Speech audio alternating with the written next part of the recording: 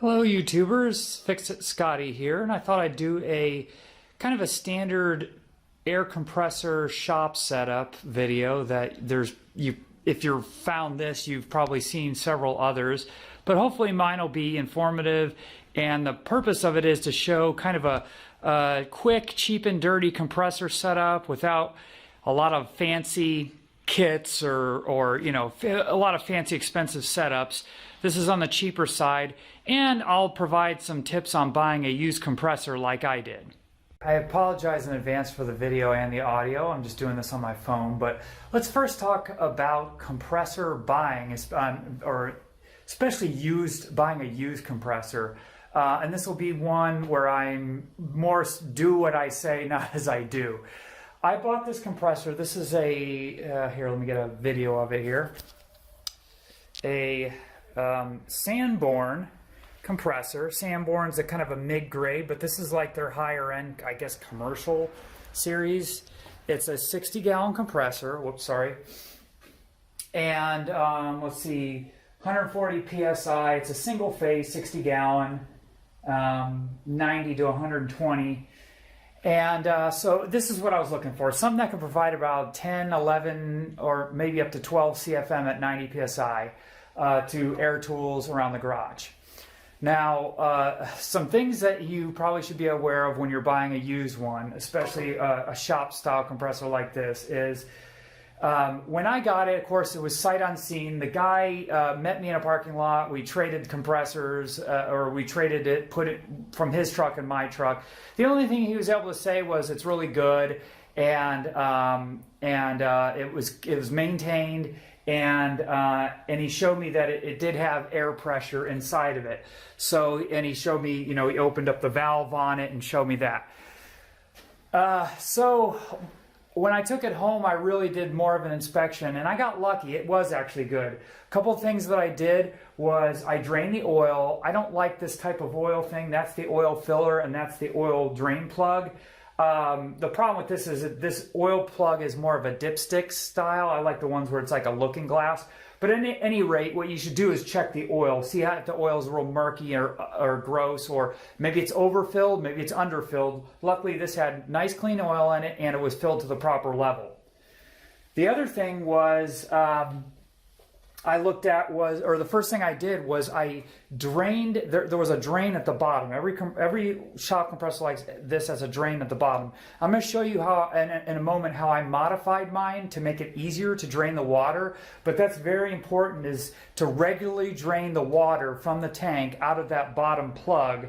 And that's the other thing I did with the tank charged.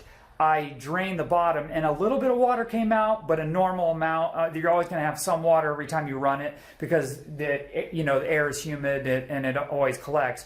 But what you don't want to see is a gallon or two of water just streaming out the bottom. That means that it wasn't well maintained. Someone wasn't checking on that. The other thing I guess you can check is whether the belt's tight. Some other various things, but that's basically all I could do. Now, the one problem I did have when I actually did run it was the gauge was sticking and it wasn't moving smoothly. So that was no big deal. $10 for a replacement air pressure gauge. So no big deal. But always, you definitely want to check to make sure that these things are drained, that the oil's been been kept at the right level and been cleaned. And that obviously it can hold air, and it can contain pressure. So those are the three big things I would check for when you're buying a used one, kind of sight unseen. Let's talk now about mounting and hookups. So let me back up a little bit. Try not to film my messy shop here, but you could see what I did was I hardwired it in. A lot of these don't have plugs, these commercial ones, and so I hardwired that in. Now, phase 1 or a single phase 220 means that you need to have 2 hot legs going to the compressor. Now, luckily for me, I already had a 220 circuit run, a 20 amp 220 circuit. And what that was doing is it was going over to here and it was feeding this 220 plug. And this 220 plug is for my car charging. I've got an electric car. So, but the nice thing about it is I only plug it in like late, and I only charge late at night, so I can run off this. I'm never going to charge the car and run the compressor at the same time. So I tapped the 2 hot legs off that into this. Now, what I went ahead and did, since this doesn't have a, notice that these commercial, some of them don't have the flip switch where you can actually turn it off. So what I did was I had this thing that I bought a long time ago for like 20 bucks on eBay. It's this big old, big switch here. And I'm going to be careful not to touch anything. But what's cool about these switches is you can use them fused or non-fused. Now, I don't need to have it fused because it is, it's already on a breaker, right? And these fuses cost 10 bucks a piece, these giant fuses. So what I ended up doing was I pulled the terminal clamps off the fuse thing. You can see that one still on there. And I moved them up to the top, and then I just put the wires into there. So it's acting as a big, giant knife switch to disengage those 2 hot 220 legs. Now you might be asking, okay, you've got 2 hot legs, where's your ground? Well, because we're in Illinois, we have we've overcompensated on our electrical, so the ground is all in the conduit and everything's steel. So ground is all the conduit and the box, and then you have your 2 hot legs running through there. So that provides a nice switch, and I already had that, so it was free. But you can buy a smaller version of that at the Home Depot or something like that for 20 bucks. Or you can get a cheaper $8 air conditioning disconnect, which would work too. So that's the power. Now let's look at the footing. Okay, so instead of doing rubber pads and all that stuff, I just mounted it to, the thing runs pretty quiet, and I'll show you in a little bit later when it's running, but I just mounted it to a couple 2x6s, and then I drilled into the concrete, put a couple of 6-inch by 3/8 concrete anchors in, and that's held it down, just on the front 2 legs. That seems to hold it down pretty good. It won't walk away. Now for the drain plug, the modification I made there, I should have showed this before. Let's see if I can get a good picture of it. And let me get it from the side here. Okay, so what was in there before was a little 1/4-inch plug, and with a little ball valve, you could push it and spray the water out. And it had a little kind of cord on it that you can, pull the cord. But what was the problem with it is the aperture opening was really tiny, and it was getting plugged up with debris. So when you pull on it, you get a little bit of air and water and then nothing. So what I did was I took a brass, I guess you call that a street elbow. It's a 1/4-inch male to 1/4-inch female. And I threaded that into there. And then I just got a cheap 3/8-inch whip hose from Harbor Freight. That's this guy right here. Now it's a 3/8-inch hose, but with a 1/4-inch, your standard 1/4-inch fitting. So that goes into the plug here. And then on the other end of that, I just kind of put on a big old valve that I have. So the nice thing about this is it just kind of lays on the floor down here, but all I have to do is just open that up, and it's got a nice full-throated drain, and it'll get rid of all the water. So I'm enjoying that. Now to hook it up to the outputs so that I could actually use it, what I did was, because it's in this tucked away in the corner here, I didn't want to plug in hoses, and the output valve is on the side here. It's a 3/8 valve right there. So what I did is I bought, instead of buying that expensive, compressor hookup kits, I just bought some drop ears. If you guys don't know what it is, let me film a close-up of one. These are in the plumbing section of the big box store. It's a 1/2-inch drop ear, and they're typically used for showers. This is where you would put behind your shower head arm, and then this would run down to your shower. So yeah, it's a 1/2-inch threaded into a 1/2-inch sweat. So I bought a package of those.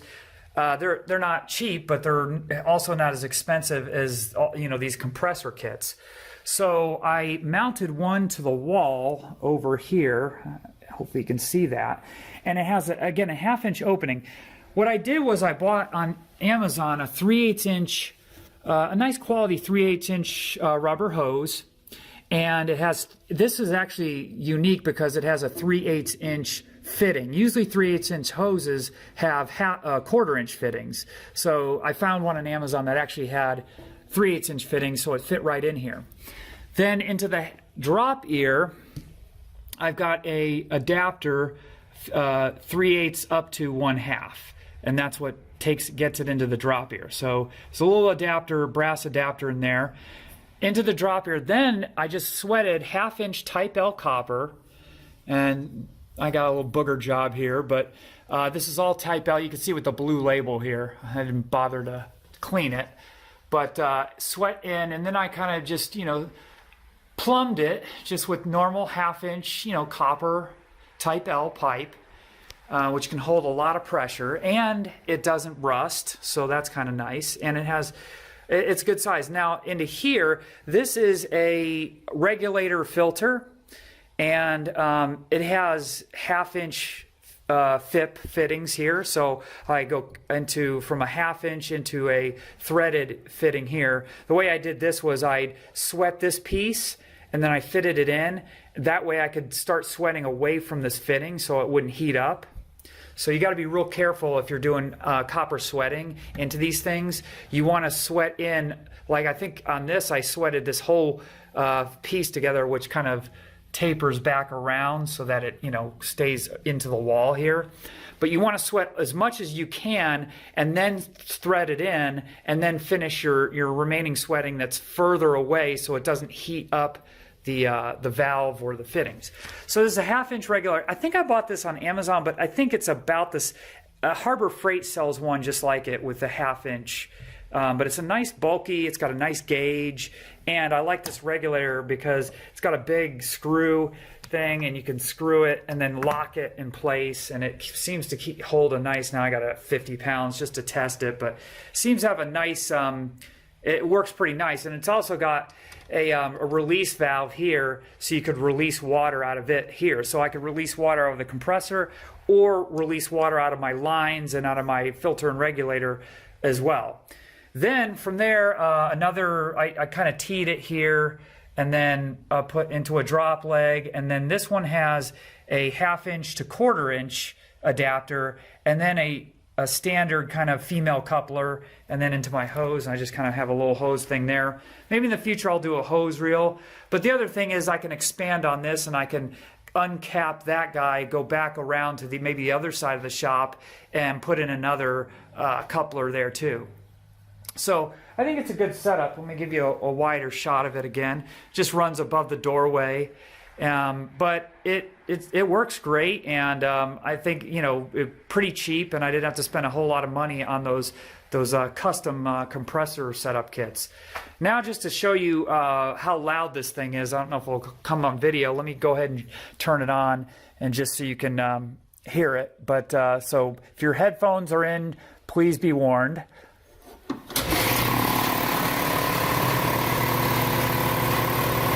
So it's a bit loud, but I can talk over it, no problem. And it's not irritating. I like how it has a lower end rumble to it. And the cage rattles a little bit.